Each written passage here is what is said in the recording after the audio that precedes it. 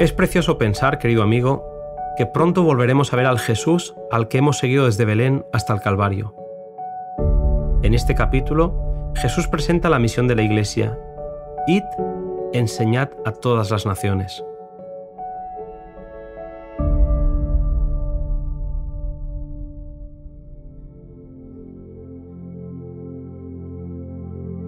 Estando solo a un paso de su trono celestial, Cristo dio su mandato a los discípulos: toda potestad me es dada en el cielo y en la tierra. Por tanto, id y haced discípulos en todas las naciones, predicad el Evangelio a toda criatura. La luz del cielo debía resplandecer con rayos claros y fuertes sobre todos los habitantes de la tierra, encumbrados y humildes, ricos y pobres. Los discípulos habían de colaborar con su Redentor en la obra de salvar al mundo. El que formuló el mandato era el Salvador resucitado. Había vencido a la muerte y sus palabras: toda potestad me es dada en el cielo y en la tierra, cobraron una mayor trascendencia. El que había hecho multitud de milagros se presentaba ante ellos anunciando que su sacrificio en favor del hombre era definitivo y completo. Las condiciones de la expiación habían sido cumplidas. La obra para la cual había venido a este mundo se había realizado y había iniciado su obra de mediación. Revestido de autoridad ilimitada, dijo a sus discípulos: id pues y haced discípulos entre todas las naciones, bautizándolos en el nombre del Padre, y del Hijo, y del Espíritu Santo, enseñándoles que guarden todas las cosas que os he mandado, y he aquí que yo estoy con vosotros siempre, hasta el fin del mundo.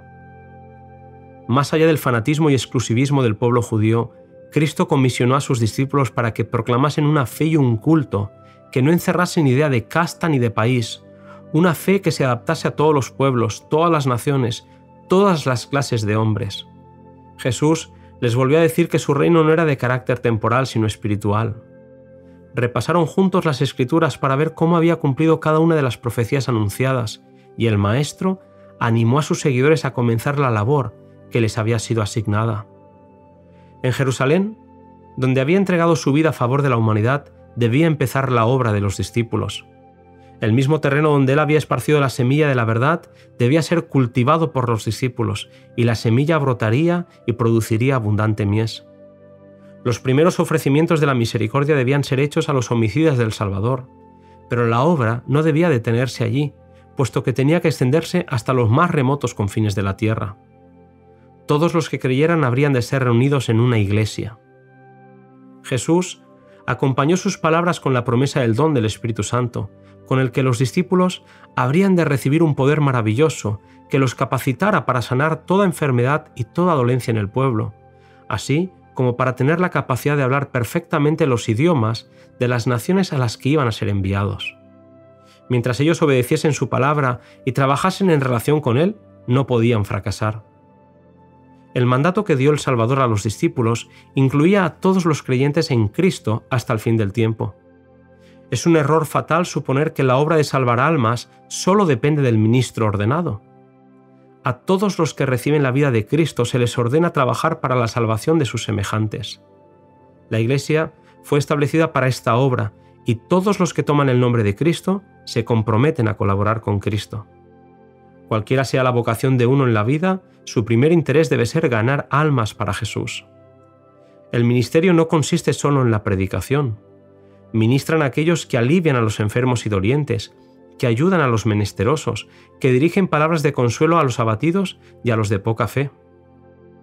Cerca y lejos hay almas abrumadas por un sentimiento de culpabilidad. No son las penurias, los trabajos ni la pobreza lo que degrada a la humanidad, es la culpabilidad, el hacer lo malo. Esto trae inquietud y descontento. Cristo quiere que sus siervos ministren a las almas enfermas de pecado. En un lenguaje precioso, Elena White nos recuerda que el obrero más humilde, movido por el Espíritu Santo, tocará cuerdas invisibles cuyas vibraciones repercutirán hasta los fines de la tierra y producirán melodía a través de los siglos eternos. Elena White nos recuerda que haciendo la obra de Cristo es como la Iglesia tiene la promesa de su presencia.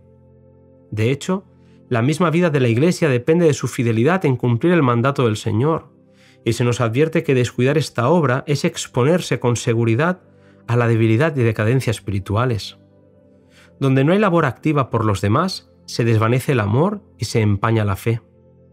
Por esta razón, Cristo quiere que los pastores sean educadores de la Iglesia, enseñando a la gente a buscar y a salvar a los perdidos. Fijaos en el lamento que ella escribe.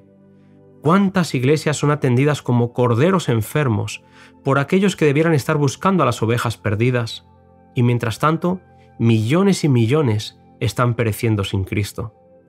El amor divino no puede ser correspondido de una forma superficial o negligente.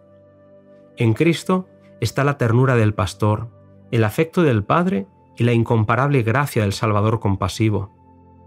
El Evangelio no se conforma con anunciar simplemente estas bendiciones, las ofrece de la manera más atractiva, para excitar el deseo de poseerlas.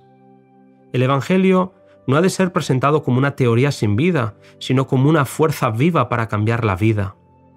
Dios desea que los que reciben su gracia sean testigos de su poder. El maravilloso amor de Cristo enternecerá y subyugará los corazones cuando la simple exposición de las doctrinas no lograría nada. Las palabras solas no lo pueden contar. Refléjese en el carácter y manifiéstese en la vida. Los primeros discípulos salieron predicando la palabra. Revelaban a Cristo en su vida. Estos discípulos se prepararon para su obra. Antes del día del Pentecostés se reunieron y apartaron todas sus divergencias. Estaban unánimes. El Evangelio debía proclamarse hasta los últimos confines de la tierra, y ellos pedían que se les dotase del poder que Cristo había prometido. Entonces fue derramado el Espíritu Santo, y millares se convirtieron en un día. Así también puede ser ahora. En vez de las especulaciones humanas, predíquese la palabra de Dios. Los discípulos habían de enseñar lo que Cristo había enseñado. Ello incluye lo que Él había dicho, no solamente en persona, sino por todos los profetas y maestros del Antiguo Testamento. Excluye la enseñanza humana. No hay lugar para la tradición, para las teorías y conclusiones humanas, ni para la legislación eclesiástica. Ninguna ley ordenada por la autoridad eclesiástica está incluida en el mandato. Pongan a un lado los cristianos sus disensiones y entréguense a Dios para salvar a los perdidos. Pidan con fe la bendición y la recibirán. El derramamiento del Espíritu en los días apostólicos fue la lluvia temprana, y glorioso fue el resultado, pero la lluvia tardía será más abundante. Por último, se nos recuerda que todos los que consagran su alma, cuerpo y espíritu a Dios recibirán constantemente una nueva medida de fuerzas físicas y mentales. Las inagotables provisiones del cielo están a su disposición. Por la cooperación con Cristo son completos en Él, y en su debilidad humana son habilitados para hacer las obras de la omnipotencia. El Salvador anhela manifestar su gracia e imprimir su carácter en el mundo entero. Es su posesión comprada, y anhela hacer a los hombres libres, puros y santos. Aunque Satanás obra para impedir este propósito, por la sangre derramada para el mundo, hay triunfos que han de lograrse y que reportarán gloria a Dios y al Cordero. Hasta aquí este maravilloso capítulo del deseado de todas las gentes. Te invito a acompañarme en el resumen del último capítulo del libro, A mi Padre y a vuestro Padre.